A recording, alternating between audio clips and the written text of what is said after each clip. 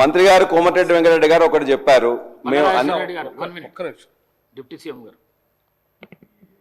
Sir, గౌరవ సభ్యులు మాట్లాడుతూ రుణమాఫీ 2 లక్షల రూపాయల వరకు గౌరవ ముఖ్యమంత్రి రేవంత్ రెడ్డి గారు ఆనాడు పిసిసి ప్రెసిడెంట్గా ఈ రాష్ట్ర ప్రజలకు ఇచ్చినటువంటి హామీని వారు వేరే రకంగా వక్రించి చెప్తా ఉన్నారు. 2 లక్షల వరకు ఉన్నటువంటి వాళ్ళందరికీ రుణమాఫీ చేస్తామని చెప్పిన మాట వాస్తవం. ఆ ఇచ్చిన మాట ప్రకారం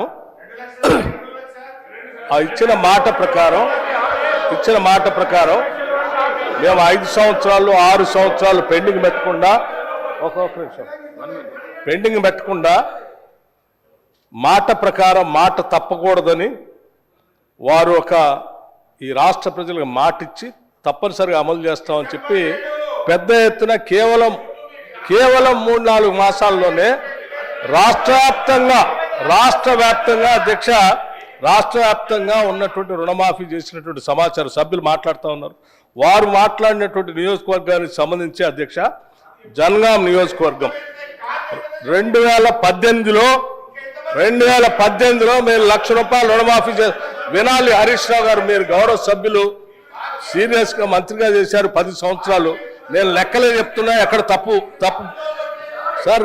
జనగాం నియోజకవర్గంలో వారి accounts number of loan accounts అధ్యక్ష 2018లో 19,306 ఉంటే వారు 5 సంవత్సరాల్లో 124 కోట్లు చేస్తే మేము 2 లక్షల రూపాయలు రుణమాఫీ చేస్తామని చెప్పినటువంటి మాట ప్రకారం 263.34 లక్షల రూపాయలు కేవలం వాళ్ళ ఒక్క నియోజకవర్గంలోనే 28,590 అకౌంట్లకి వేసిన అధ్యక్ష.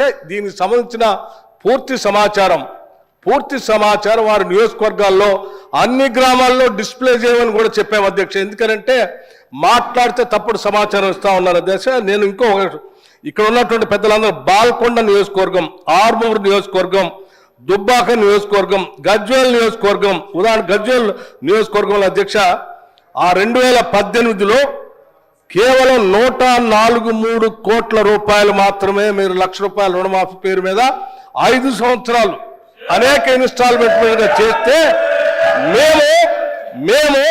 మేము 30,572 అకౌంట్లకి 237.33 కోట్ల రూపాయలు అధ్యక్ష గజ్వేల్ నియోజకవర్గంలో.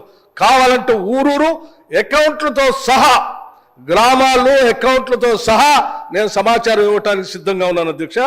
అట్లాగే అధ్యక్ష వారి నియోజకవర్గం ఎవరిది, మన సిద్దిపేట కూడా అధ్యక్ష, సిద్దిపేటకు సంబంధించి కూడా అధ్యక్ష నేను సంపూర్ణ సమాచారం ఇస్తా ఉన్నాను అధ్యక్ష. వారు కేవలం 2018లో 96.62 కోట్లు చేస్తే మేము 20,496 అకౌంట్లకి 177.91 కోట్ల రూపాయలు అధ్యక్ష. ఇది సిద్దిపేట నియోజకవర్గంలో అధ్యక్ష. ఊరూరు నేను కావాలంటే హరీష్ రావు గారికి లిస్టుతో సహా గ్రామీణ ప్రాంతాల అకౌంట్లతో సహా వారు పంపిస్తున్న అధ్యక్ష. వాళ్ళ గ్రామాల్లో కూడా డిస్ప్లే చేయమని చెప్పాను అధ్యక్ష. అట్లాగే అధ్యక్ష సిరిసిల్ల నియోజకవర్గానికి సంబంధించి మేము మీ హయాంలో కేవలం ఒక్క నిమిషం చెప్తాను, నీకు చెప్తా సమాచారం అధ్యక్ష.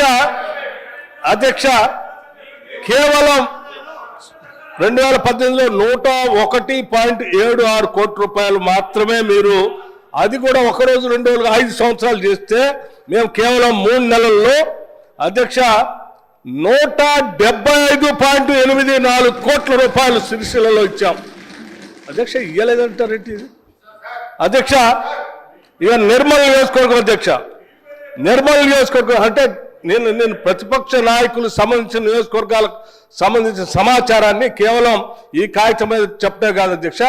అవసరమైతే శాసనసభ ప్రాంగణంలో మా ముఖ్యమంత్రి గారు చెప్పారు, శాసనసభ ప్రాంగణంలో రుణమాఫీకి సంబంధించి, రైతు భరోసాకు సంబంధించి అకౌంట్లతో సహా గ్రామీణ ప్రాంతాలతో సహా గ్రామాలతో సహా డిస్ప్లే చేయమని కూడా చెప్పారు. తప్పనిసరిగా చేసి అది కూడా చూపిస్తాం అధ్యక్ష. నిర్మలకు సంబంధించి కేవలం 218లో 110 కోట్లు మాత్రమే మీరు ఇచ్చింది. కేవలం 110 కోట్లు మాత్రమే ఇచ్చింది. మేము అదే శాసనసభ నియోజకవర్గంలో కేవలం 3 నెలల్లో 202 కోట్ల రూపాయలు నిర్మల్ నియోజకవర్గంలో ఇచ్చాం అధ్యక్ష.